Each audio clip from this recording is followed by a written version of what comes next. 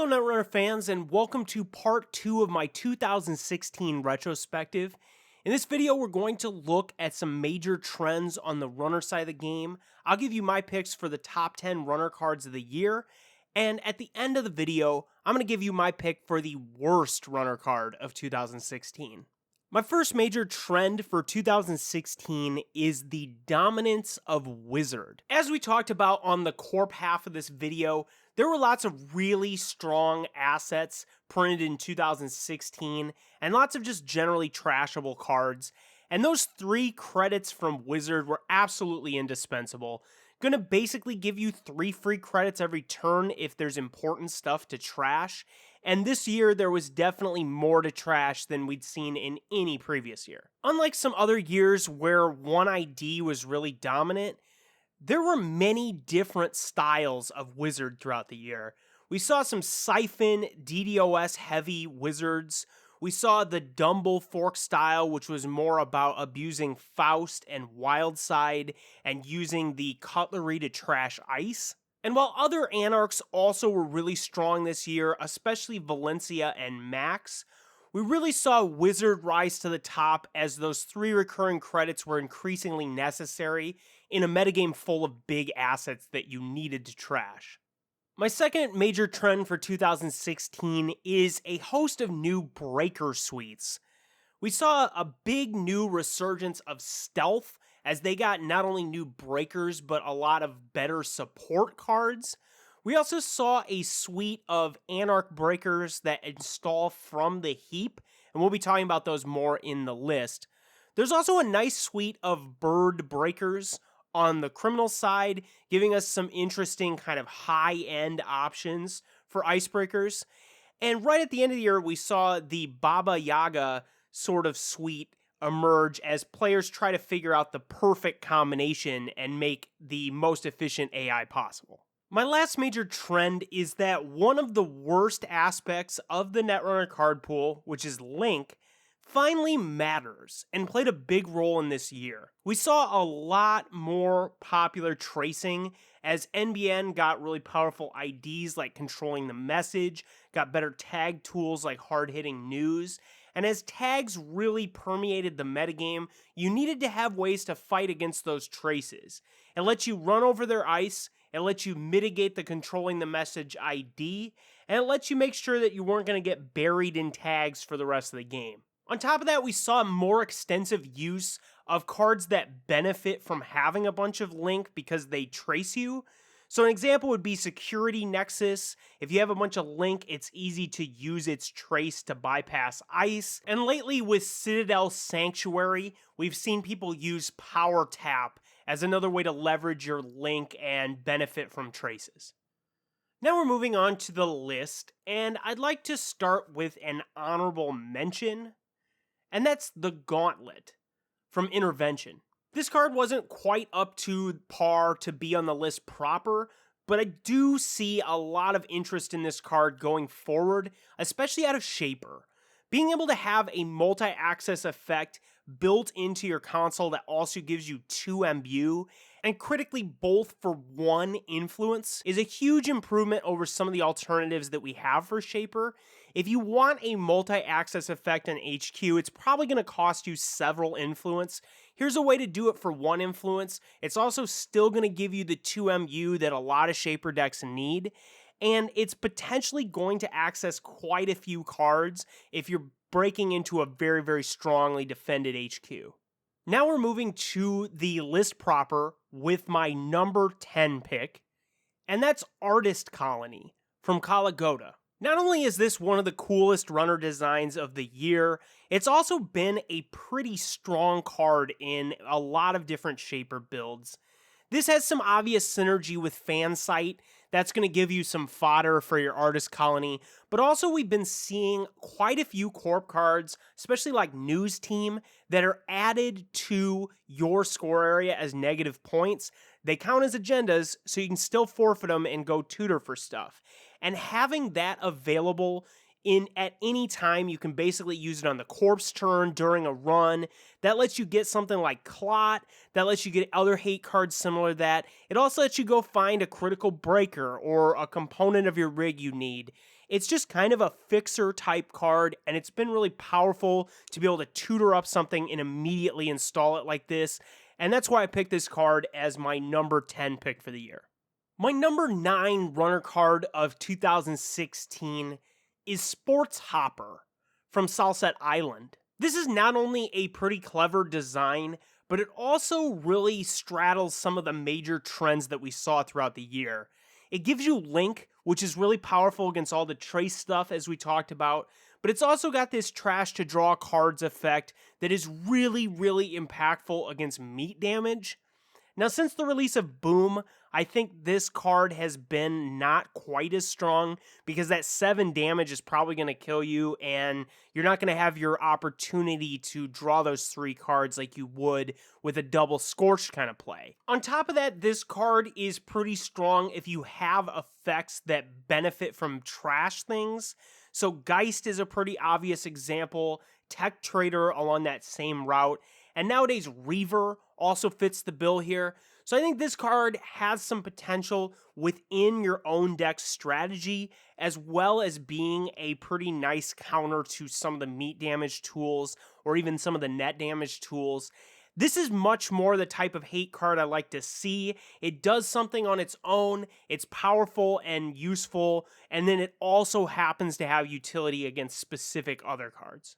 My number 8 runner card of 2016 is Netrunner from Escalation. The reemergence of stealth is one of the more interesting trends throughout the year. This card is absolutely the backbone of that strategy. We saw lots of other cool stuff from Mirror, the console, or Smoke, the ID, as well as some new breakers that are pretty good and maybe a little more flexible than some of them in the past. But really, this is the card that made Stealth purr this year. It's so easy to get this effect to work basically every run. It works each run, and all you have to do is spend credits off of it in order to recharge itself. You can also spend credits off of your Cloak or maybe your Ghost Runner and use this to draw cards if you need them. This is just a very flexible economic tool if you're playing Stealth, and it makes sure that you can constantly rerun and break stuff because you can just recharge this over and over. My number 7 pick is the card that surprised me the most this year, and that's Freedom Through Equality from Democracy and Dogma. I didn't give this card a particularly great review when it first came out because I thought it was going to be too expensive and it was going to be too hard to use when it was up against other currents. But this has proven to be a great one-of in a massive wide range of decks. It's just a great way to break the 6-point problem. When you're up against a corp deck that uses exclusively 2-pointers, you're pretty often in a situation where you have 6 points instead of that 7th one. And this is going to be a way that when you steal that 3rd agenda, you make sure that you have your 7 points to win the game. That's awesome. It's also been pretty reasonable as an opposition current, right? If the corp plays a powerful current, you can use this as a way to deal with their current. And really, I think the only thing that's held this card back from being in every deck is that there's a lot of other really powerful runner currents that are competing with this. My number 6 runner card of 2016 is Mongoose from Kalagoda. Criminal has had a pretty rotten run of luck when it comes to icebreakers. This one is certainly an exception to that. Criminal's always been good at sentries, but they've tended to have things like Fairy, which are, one use, or tricky to use icebreakers like Alias or Switchblade. This card, it's got this tricky thing that you can only use it to break 1 ice, but it's really effective against breaking that ice. At 3 to install, it's going to just run over a lot of stuff. It matches strength pretty easily, and it's got this 1 credit for 2 subs, which is really, really nice against a lot of sentries, especially like your Kamainu type ice. I really strongly like designs like this. I think limited use icebreakers are very, very much underutilized in the design space. I would like to see more good limited icebreakers like this. And this is proven to be a really, really powerful supplemental breaker with something like Fairy. You're going to have to assemble maybe a larger rig if you're using Mongoose, but Mongoose is still going to be a critical component of that. And I really, really like this as a precedent setter for what we can do with icebreakers going forward. My number 5 pick for 2016 runner cards is Obelisk from Escalation. Absolutely the most powerful console for Anarchs at the current moment. And this has just really fit in well with the account siphon oriented decks, with the DLR decks, and just generally with a tag rich metagame. On top of that, the icing on the cake is the interaction with Hades Shard. You can use that during a paid ability during the run, and that's going to let you access a bunch of cards and then therefore draw a whole ton of cards once the run ends. My number 4 runner card of 2016 is Beth Kilrain Chang from Blood Money. This has got to be one of the most common auto-include cards in a Shaper deck since Diesel. And man, this thing has just been great in any deck it's included in as a 1 or 2 of. It's going to give you some money, going to draw you some cards, and potentially even gain you clicks in the later game. And all of that for the 2 cost. At virtually any stage of the game, this card is going to help you. And this is one of those cards that it's so obviously good, there's just not a lot to say about it. This is going to be a staple in Shapers for years to come, and that's why it made my number 4 pick for the year. My number 3 pick for 2016 is a little bit of a cheat, but I think it's going to make sense, and that's Paperclip from Blood Money, also Black Orchestra and MK Ultra. These install from the heap breakers have been really, really solid in Anarch since they've been released. Paperclip is pretty obviously the best one. It compares favorably to Corroder in basically all respects except install cost. But the other 2 definitely deserve mentioning as well.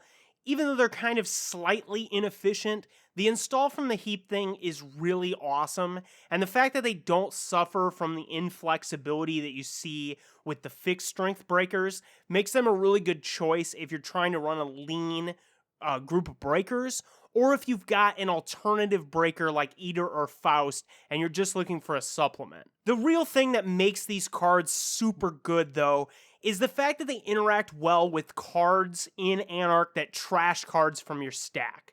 So, Inject, really obvious and great example. That's a card that has been really good since its release. Max obviously benefits well from this. Frantic Coding is a card that I've seen some people playing around with.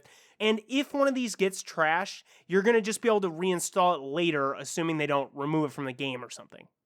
Now we've come to my number 2 pick for the year, and that's Rumor Mill from Blood Money. This was one of many cards released this year that were really effective against Glacier defensive assets, but I think it's fair to say that Rumor Mill was by far the best of any of these cards. It blanks so many absolutely essential corporation cards. Jackson Howard immediately comes to mind, Museum of History, the defensive upgrades, Sandberg, maybe Marcus Beatty or Jeeves Mino Bioroid. There's just a giant list of really powerful effects that are really common in corp decks that this just utterly destroys. This card's impact on Jackson Howard alone would probably make it playable, but the fact that it just completely annihilates Caprice and Ash, which are the primary ways that Glacier decks score, has made it a really popular choice for all of the dominant Anarch decks this year. Even just as a 1 or 2 of, this is a really monstrous choice. It basically invalidates the ability to score 5 for 3s out of those Glacier decks because they're usually not able to defend their remote server well enough just with ice, and they really need something like Caprice or Ash to make it so that they're able to score their 5 for 3. If there was a single reason for the decline of Glacier, it would be this card. And yeah, we've had plenty of other decent ways to overcome Ash and Caprice, like Political Operative, but this card is much more powerful and just completely crushes them. And since there's not a ton of non-unique alternatives in terms of scoring upgrades, this card has had a massive, massive impact. Of all the runner cards released this year, this one easily, in my mind, has the biggest impact on the design space going forward.